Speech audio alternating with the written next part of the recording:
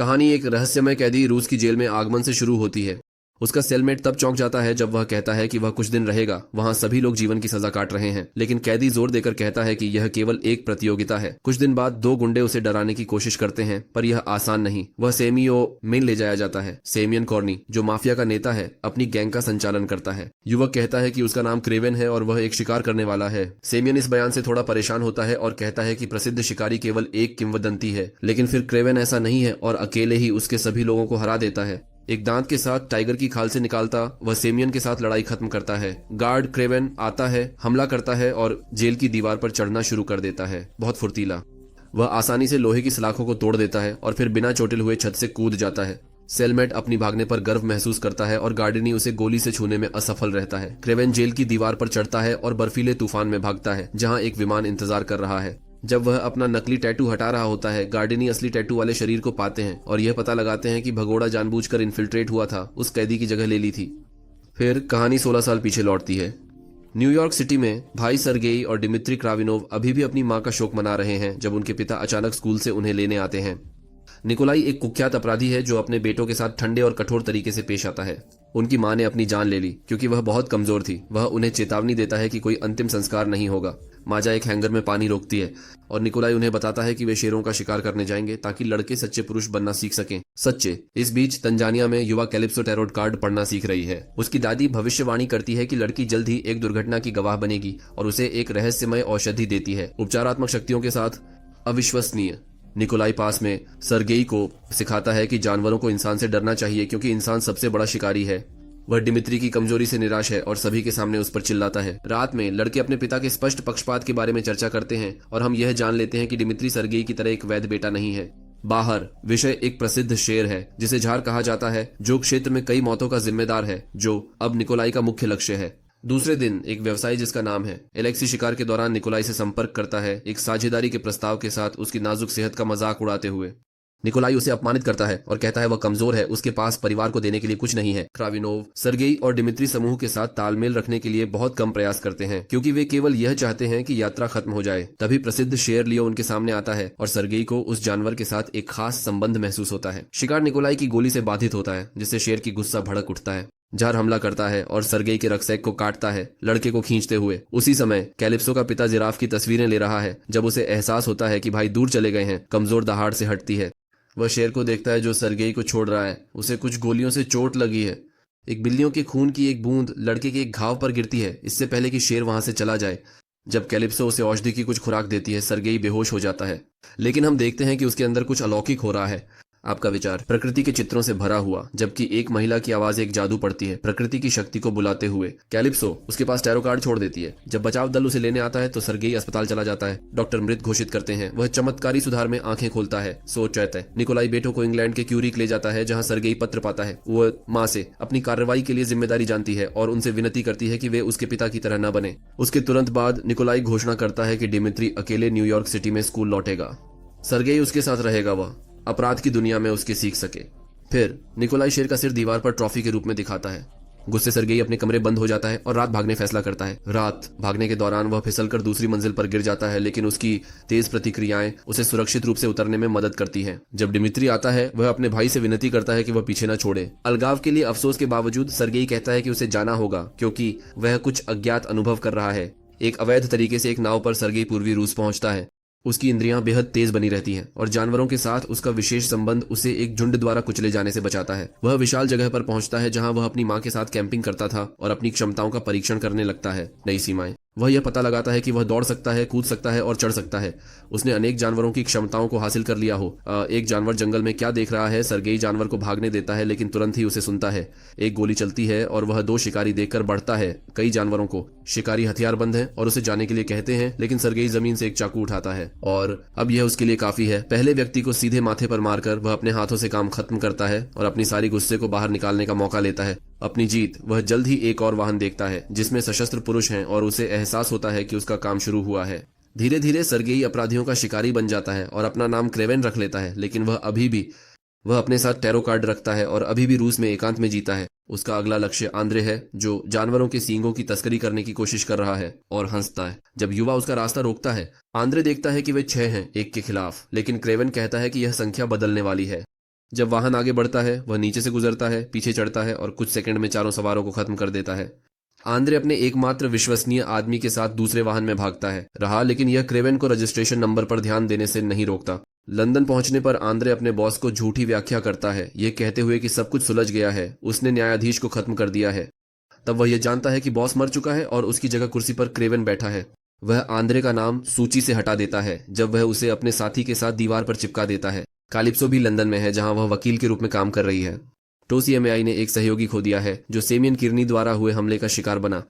अंतिम संस्कार पर क्रेवेन उसे वह किताब दिखाता है जो उसने दी थी। उसके दोस्त का बदला लिया गया है, जैसे सेमियन मर चुका है और वह स्वीकार करती है कि वह कुख्यात न्यायाधीश है जिसे शिकारी के नाम से जाना जाता है। कालिप्सो इस रहस्योद्घाटन से परेशान है, लेकिन उनके न्याय करने के तरीके बहुत अलग हैं। वह अधिक जानती है कि क्रेवेन के पिता के बारे में और उसे डर है कि वह भी ऐसा ही हो सकता है। वह उसे बताता है कि उसने उस जीवन शैली को उस दिन से ठुकरा दिया जब वे मिले थे और वह केवल अपने भाई के संपर्क में है जो वह भी वहीं रहता है। लंदन में तस्करों की सूची दिखाकर वह कहता है कि अभियोजक का कार्य उसकी विधियों के समान प्रभावी नहीं होता। वह उसे साझेदारी का प्रस्ताव देता है। कालिप्सो का लक्ष्य कुछ लोगों को ढूंढने में मदद करना है और वह वादा करती है कि वह इस पर विचार करेगी। इस बीच अलेक्सी अपने सलाहकार के साथ शिकारी पर बात कर रहा है। ब्रांड बिजनेसमैन अफवाहों पर ज्यादा विश्वास नहीं करता। भले ही यह न्यायाधीश मौजूद है, इसे किसी अन्य की तरह निष्क्रिय किया जा सकता है। ब्रांड सेमियन कॉर्नी के माफिया मैनेजर्स के साथ एक बैठक का आयोजन करता है और अलेक्सी सूचित करता है कि वह मृतक के व्यवसाय को संभाल रहा है। तीनों लोग व्यंग्यात्मक प्रतिक्रिया देते हैं। एक तो अलेक्सी को कई बार गोली मारता है, लेकिन वह बिना किसी चोट के उठता है और अपनी शर्ट निकालने लगता है। एक विशेष पदार्थ का उपयोग करके उसके पास कुछ जानवर में बदलने की शक्ति है, लेकिन जब वह देखता है कि अपराधी पहले से ही काफी डर गए हैं तो वह प्रक्रिया को रोकने का निर्णय लेता है। जो एकमात्र व्यक्ति बंदूक निकालने वाला है वह एक घायल व्यक्ति है, एक सांपर। वह पूछता है कि उन दोनों में से कौन उसका साथी होगा। उनमें से एक दूसरे को गोली मार देता है, चयन सरल बनाते हुए। पहली बार निकोलाई के लिए डिमित्री के रेस्तरां में एक घात लगाई गई। इसमें वह प्रसिद्ध गायकों की नकल करने की अपनी प्रतिभा दिखाता है। निकोलाई जाल समझता है और समय पर एक आदमी ढाल के रूप में करता है ताकि वह गोलियों से बच सके जब डिमित्री छिपता है।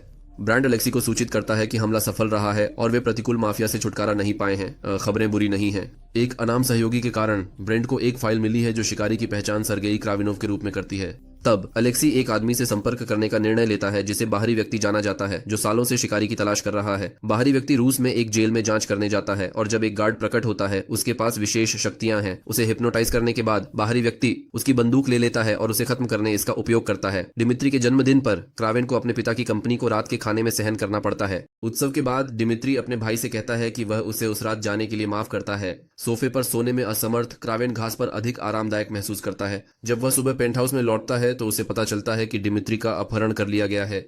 जब खिड़की से अपहरणकर्ता देखता है तो ऊपर से कूदता है, उनकी कार के पीछे दौड़ता है। ड्राइवर उससे बचने की कोशिश करता है, लेकिन क्रावेन वाहन पर कूदने में सफल हो जाता है और उसे खींचने लगता है। एक दरवाजा तभी दूसरी कार से टकरा गया। क्रावेन ठीक हो जाता है ताकि देखे अपहरणकर्ता वाहन बदलते हैं और वह उसे हेलीकॉप्टर की ओर फेंकने में सफल हो जाता है जो उन्हें सजाने वाला था। एक अपराधी गोली चलाता है और उसे एक दरवाजे से चोट लगती है। क्रावेन हेलीकॉप्टर से लटकता है, टकराता जो उसे नीचे फेंक देता है। वह सीधे कैलिप्सो के कार्यालय की ओर बढ़ता है, जिससे सचिवों और सुरक्षा एजेंटों में डर फैल जाता है। वह उसे बताता है कि क्या हुआ और मदद मांगता है। उसके पास जानकारी है कि उनमें से एक तुर्क है और चेहरे पर निशान है। कैलिप्सो अपने संपर्कों को यह विवरण भेजता है और दोषियों की पहचान करने का वादा करता है। निकोलाई ने क्रेवेन को बताया कि उसे एक उंगली वाला बॉक्स मिला था। डकैत 20 मिलियन की मांग करते हैं। 48 घंटों में वह अपने भाई की पहचान करता है। क्रेवेन अपने पिता से पैसे मांगता है। यह उसके लिए बड़ी रकम नहीं है। निकोलाई भुगतान करने से इनकार करता है। वह कमजोरी नहीं दिखाना चाहता। इसके अलावा उसे लगता है कि डिमित्री पहले से ही मर चुका है, क्योंकि यही वह होता जो अपहरणकर्ताओं की जगह करता। हालांकि हम देखते हैं कि यह सच नहीं है और डिमित्री बंधक है, तुर्क को उसकी आवाज की एकदम सही नकल करके धोखा दे रहा है। लंदन में कैलिप्सो यह पता लगाता है कि अपहरणकर्ता का नाम ओमर ऑस्टोमीर है और उसका छिपने का स्थान अंकारा में एक मठ है। लेकिन जैसे ही वह दूर जाता है, हम देखते हैं कि सूचनाकर्ता विदेशी लोगों के लिए काम कर रहा है। गवाह से बचने के बाद वह वहीं पर अलेक्सी से कहता है कि योजना चल रही है। जब कैलिप्सो क्रेवेन के लिए निर्देशांक भेजता है, अलेक्सी ओमर को चेतावनी देता है कि शिकारी आ रहा है। तुर्की में क्रेवेन मठ में प्रवेश करता है, पहरेदारों को खत्म करते हुए एक एक करके, जब तक आखिरी एक चीख नहीं मारता। ये ओमर और उसके लोगों को दिखाता है, जो पहले से ही यात्रा का इंतजार कर रहे थे। फिर भी लड़ाई आसान नहीं है और क्रेवेन तुरंत ओमर को पकड़ लेता है, उसे खिड़की से फेंकने की धमकी देते हुए, अगर वह उसे नहीं बताता कि उसका भाई कहाँ है। जब तुर्क उसे नाम से बुलाता है, वह समझ जाता है कि सब कुछ एक जाल था। उसे पहाड़ पर यूनिटिस्टों को देखकर एक निश्चित कोण से गोली चलाते हुए वह इमारत के उस हिस्से को ध्वस्त कर देता है। जब वह देखता है कि मलबा उन्हें दोनों को दफन कर देगा, ओमर क्रेवेन से कहता है कि इसके लिए सबसे जिम्मेदार राइनो है। मठ पहले से ही अपनी खुद की जांच कर रहा है और वह किसी को भी उसे परेशान करने नहीं देता। इस बीच अलेक्सी दिमित्री से बातचीत करो। वह उसे बताता है कि उनके पिता ने उसे देखने के लिए भुगतान नहीं करना चाहा और वह उसे दिखाता है कि उसका भाई अपनी असली पेशे को छुपा रहा है। जैसे ही क्रेवेन मलबे से बाहर निकलता है, वह कैलिप्सो को जाल के बारे में बताता है और कि वह खतरे में है। वह 5 पुरुषों को देखती है, इमारत में जा रहे हैं और क्रेवेन बताता है कि वह किसी को भेजेगा एक बैठक स्थल पर दे सके। अलेक्सी दिमित्री को अपनी शक्ति का रहस्य दिखाता है और बताता है कि उसने यह पदार्थ एक अमेरिकी जैव रसायन से प्राप्त किया है। हालांकि परिवर्तन बहुत दर्दनाक है और समय लगता है। फिर वह निकोलाई साम्राज्य के करीब अपने योजनाओं का खुलासा करता है और दिमित्री को वही साझेदारी देता है जिसे उसके पिता ने ठुकरा दिया था। वह भी अपनी पूरी जिंदगी में कम आंका गया है। दिमित्री यह सच है, लेकिन वह परिवार को धोखा देने से इनकार करता है। अलेक्सी के एक गोली से जवाब देने से पहले ब्रेंट चेतावनी देता है कि क्रेवेन बच गया है, जिसका मतलब है कि दिमित्री अभी भी चारा के रूप में उपयोगी हो सकता है। जब लिफ्ट बजने लगती है, अलेक्सी डरावने शिकारी का सामना करने के लिए तैयार होता है। फिर सभी लोग यह देखकर निराश होते हैं कि वह एक विदेशी है। क्रेवेन पायलट कैलिप्सो को रूस में उसके पास ले जाता है। उसके संपर्क रहस्यमय तरीके से गायब हो गए हैं और मामला दिन ब दिन खतरनाक हो रहा है। वह अचानक रुक जाती है और शिकार पर है। वह उम्मीद करती है कि कुछ अपराधी झाड़ियों से मशीनगनों के साथ बाहर आएंगे, लेकिन इस बार शिकार असली है और जो क्रेवेन पर कूदता है। यह एक विशाल जगुआर है जो लड़ाई करते हुए उसे देखकर चौंकना पसंद करता है, जैसे कि वे चचेरे भाई हों जो तब तक खेलते हैं जब तक जानवर थक नहीं जाता और चला नहीं जाता। विदेशी हंसते हुए अलेक्सी से कहता है कि उसका मेंटर एक प्रमुख हत्यारा था और उसकी शानदार करियर ये केवल इसलिए समाप्त हुआ क्योंकि वह क्रेवेन की सूची में था। इसीलिए वह उसे दुनिया भर में पीछा करना जारी रखता है, लेकिन एक ऐसे शिकारी को पकड़ना जो इतना परिपूर्णता लगभग असंभव है।